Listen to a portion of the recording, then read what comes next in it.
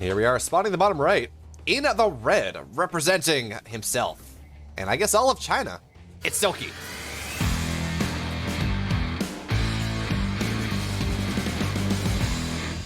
And his opponent in the upper left, in the blue, representing Axon.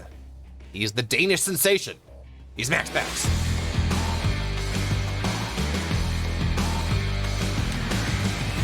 And the question is, what are we going to see from these two in this game number 1?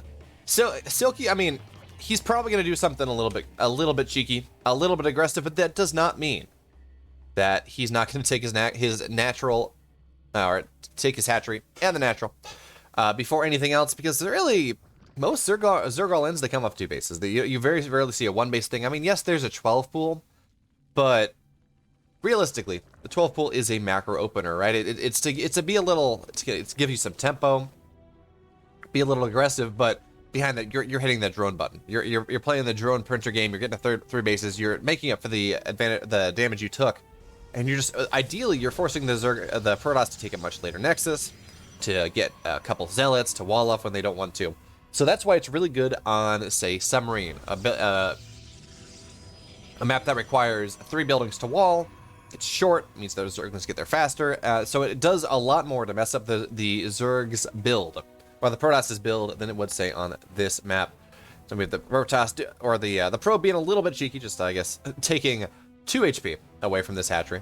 I guess, what is it, 5 damage that a Probe does? Something like that. And of course, they'll be healed up rather quickly. Now with the 3rd base on the way here, Silky going for the Korean style of ZVP, where you get your 3rd base at 19, you get a couple less queens than you would normally. And okay, as I talk about that, and talk about Korean style ZVP and macro openers and all these things, there are just a bunch of Zerglings on the way, and Silky is going for the Ling Printer build.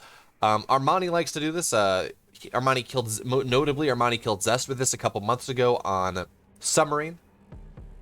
At least that was when the first time I saw this iteration of the build. But yeah, so we already see the Zerglings moving their way across the map. Speed, of course, finishes at, about 3:30. So most of the Zerglings are going to start moving their way across the map at around 3 minutes. Now, the Adept is on the other side of the map, and that is unfortunate. This will have to be recalled. But we do have a shield battery on the way here. MaxPax, I do know, was warned that Silky likes to do this. So he is well prepared. The shield battery should be done by the time these Zerglings are running their way across the map, as speed is 20 seconds out. So now, of course, the Adept is gonna go in, and we'll see. Okay, so we'll see the Zergling. He will see 6 Zerglings, and that should be more than enough to tell him that, hey, get out of dodge, run away, be very afraid, because the damage is coming. Now we already have the wall coming in here. And now MaxPax, he's going to put the wall up. He was forced to cancel it because the Adept was in the wrong spot. Now it's coming, so the Adept, of course, will be behind the second wall here. And there we have a GG. Silky, he's gonna have to tap out. MaxPax, he is too prepared. And game 1, well, that was that.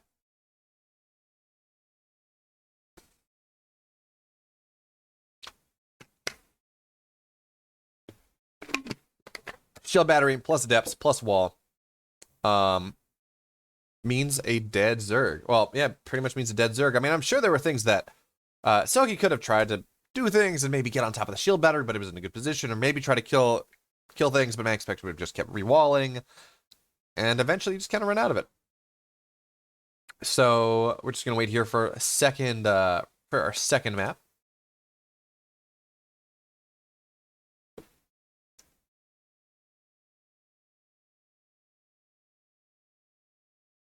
Here we go. Game number 2 will be on Oxide.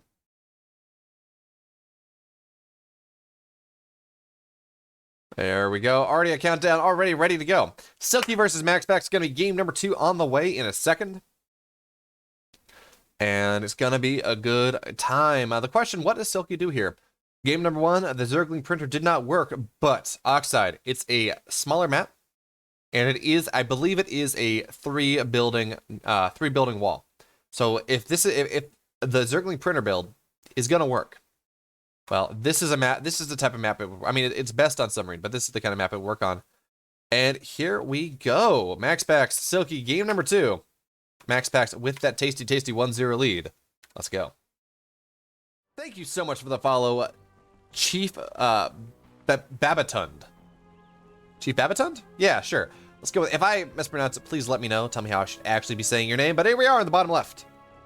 In the red, representing himself, it's Silky.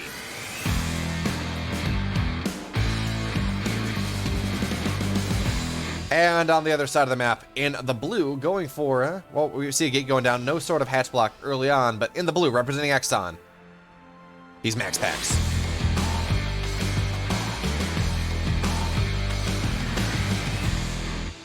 And we talked about how one-base builds are not all that successful as a Zerg player. Well, we're going to see that anyways. If attacking in 3 minutes with a bunch of Zerglings does not get you what you want, does not get you into the base, what if you just attack earlier? What if you go for, I believe this was a 15-15-18?